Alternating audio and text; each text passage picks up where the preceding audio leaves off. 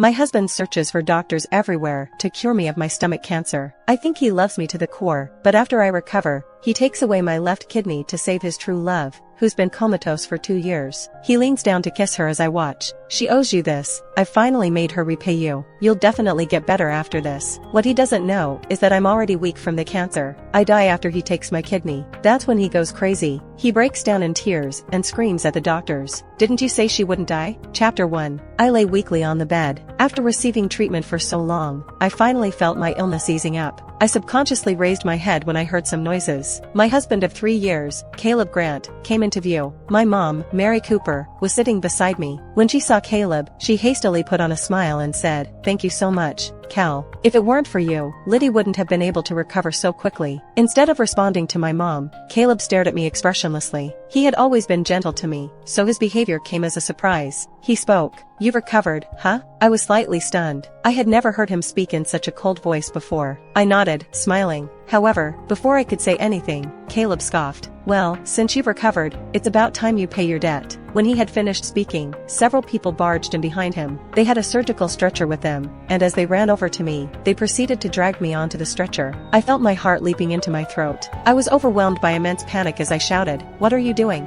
Caleb?" A look of hatred appeared on Caleb's face as he said in a low voice, "Lydia Wells, you vile woman. If it weren't for you, Eva wouldn't have ended up like that. You owe her that much. You'll be giving your kidney back to her right now." Panicking, my mom tugged at Caleb as she said in a trembling voice, "Cal, they've already looked into it and declared Liddy innocent, right?" Caleb shook my mom off violently, causing her to topple onto the floor. My mom hit her head against the cabinet. In an instant, blood gushed out in a steady flow. Caleb shouted, "You're a family of wretches. You schemed and worked together, just to bully poor Evie, who's all alone. You may be able to trick my mom, but you can never fool me. I know very well the sort of person Lydia is." The intruders began injecting me with anesthesia. I struggled frantically, shouting at the top of my lungs, "It wasn't me. I didn't do it. How could you do this to me, Caleb? We were fine just a few days ago, weren't we? Why would you do this?" Caleb had a mocking smile on his face. "I can't have anything happen to you, of course. After all, I have waited for your kidney for 3 whole years." When I heard that, I felt my entire body turning cold. The coldness even seemed to seep into my bones.